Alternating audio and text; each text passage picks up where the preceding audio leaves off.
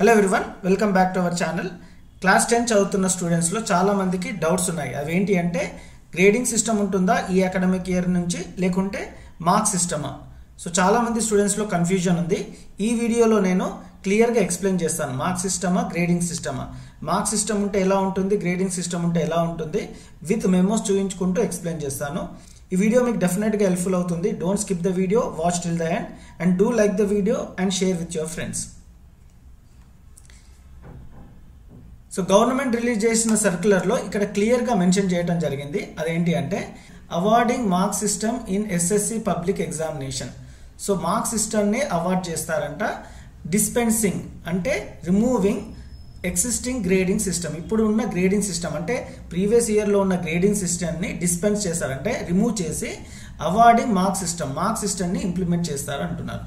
So 80-20 అంటే ఇంతకుముందు ఉన్న ఏవైతే ఫార్మాట్ ఉందో ఇంటర్నల్స్ అండ్ ఎక్స్టర్నల్స్ అది అలాగే ఉంటుంది.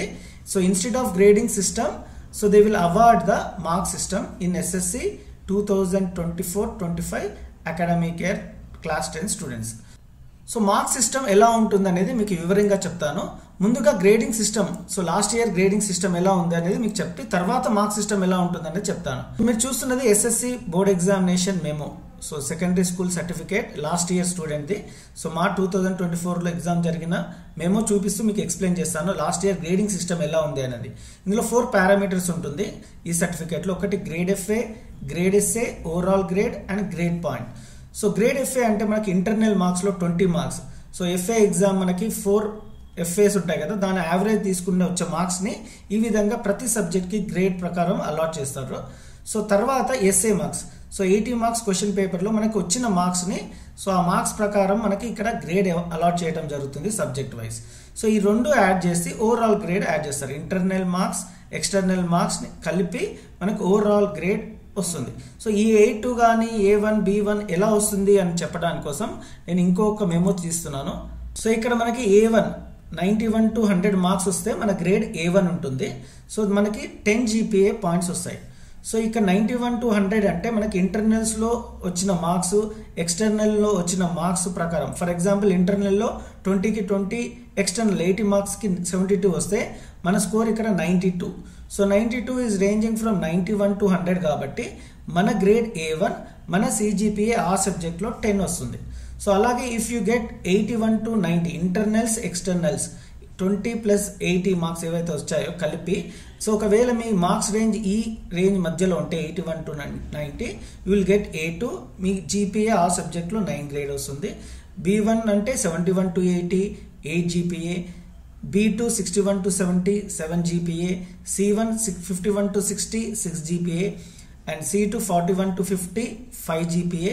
35 to 40 వస్తే మీ marks range 4 GPA and less than 35 అంటే ఫెయిల్ అయిపోతే మనకి ఎలాంటి GPA ఉండదు. ఈ ప్రకారం మనకి grades and CGPA points subject wise allot చేస్తారు. సో ఇప్పుడు మనకి అర్థమైంది ఓవరాల్ GPA ఎలా చేస్తారని. అంటే internal marks plus external marks 80 marks వచ్చిన స్కోర్, ఇంటర్నల్స్లో వచ్చిన మార్క్స్ కలిపితే మనకి గ్రేడ్ ఇస్తారు. సో A2 అంటే మనకి తెలుసు 9 GPA. సో దీని range 81 to 90 marks. So me score 81 to 90 వస్తే మీకు 9 GPA A2.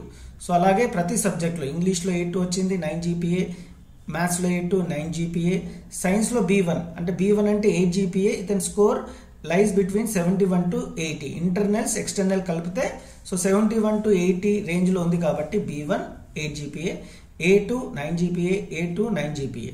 సో ఈ అన్ని GPA 6 సబ్జెక్ట్స్ GPA కలిపితే వచ్చిన టోటల్ని 6తో డివైడ్ చేస్తే మనకి అతని ఓవరాల్ CGPA ఈ విధంగా క్యాలిక్యులేట్ చేసేవాళ్ళు. ఈ అకాడమిక్ ఇయర్ నుంచి మనకి మార్క్స్ సిస్టమ్ ఉంటుంది కాబట్టి ఈ విధంగా ఉండే అవకాశాలు ఉన్నాయి మీ మార్క్స్ మెమో. సో ఈ విధంగా క్యాలిక్యులేట్ చేస్తారు మీ మార్క్స్. మీకు వచ్చిన ఇంటర్నల్ మార్క్స్ అంటే స్కూల్ వాళ్ళు పంపించిన ఇంటర్నల్ మార్క్స్, సో మీరు స్కోర్ చేసిన 80 మార్క్స్కి ఎంతైతే స్కోర్ చేస్తారో ఆ మార్క్స్ ఈ రెండు కలిపితే మీకు overall marks. So marks secured 100 marks. ఒకవేళ ఇంటర్నల్లో 20 వచ్చి ఎక్స్టర్నల్లో 80కి 80 వస్తే మీ టోటల్ 100. సో ఇంటర్నల్లో ఫర్ ఎగ్జాంపుల్ 19 వచ్చి ఎక్స్టర్నల్ 80 మార్క్స్కి 69 వస్తే మీ టోటల్ 88 అండ్ 20 + 68 88, 20 + 74 94, 20 + 68 88, 20 + 76 96. సో ఇవన్నీ యాడ్ చేస్తే ఈ మార్క్స్ ఓవరాల్ మార్క్స్ యాడ్ చేస్తే ఇంటర్నల్స్ అండ్ ఎక్స్టర్నల్స్ మీకు వచ్చిన ఫైనల్ స్కోర్ ఏదైతే ఉందో దట్ ఈస్ యువర్ మార్క్స్. దాని అందుకనే మార్క్స్ సిస్టమ్ అన్నారు. అండ్ దీనికి పర్సెంటేజ్ కూడా వచ్చే అవకాశాలు ఉన్నాయి. ఈ ఇయర్ మార్క్స్ ఉండడం వల్ల ఈ విధంగా మీ మార్క్స్ని క్యాలిక్యులేట్ చేసే అవకాశాలు ఉన్నాయి. సో మీ మెమోలో కూడా ఈ విధంగానే ఈ పారామీటర్స్ ఉండే అవకాశాలు ఉన్నాయి. మార్క్స్ సిస్టమ్ అండ్ గ్రేడింగ్ సిస్టంలో ఏది అడ్వాంటేజ్ స్టూడెంట్స్ కంటే గ్రేడింగ్ సిస్టమే. మార్క్స్ సిస్టమ్ ఎగ్జాక్ట్గా మనకి ఎన్ని మార్క్స్ వచ్చాయని తెలుస్తుంది. అదే గ్రేడింగ్ సిస్టంలో మనకి రేంజ్ ఉంటుంది. అంటే 71 to 80 వస్తే we will treat as 80 marks only. Higher ఎండ్లోనే తీసుకుంటాం. ఫర్ ఎగ్జాంపుల్ ఒక స్టూడెంట్కి 91 to 100 మార్క్స్ వచ్చాయనుకోండి. So it is a 10 GPA.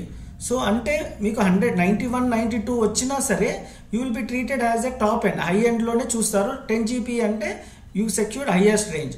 కానీ మార్క్స్ సిస్టంలో అలా ఉండదు. మీకు ఎన్ని మార్క్స్ ఉంటుందో అన్ని మార్క్సే వచ్చినట్టు. So grading system is always a advantage to the students rather than marks system. So ఏ సిస్టమ్ ఉన్నా, మార్క్స్ సిస్టమ్ ఉన్నా, గ్రేడింగ్ సిస్టమ్ ఉన్నా ప్యాటర్న్ సేమ్ ఉంది కాబట్టి ఈ అకాడమిక్ ఇయర్ స్టూడెంట్స్ ఇది అడ్వాంటేజ్ అనే చెప్పొచ్చు. ఈ వీడియో మీకు నచ్చినట్టుంటే please give a like and share with your friends. Thank you.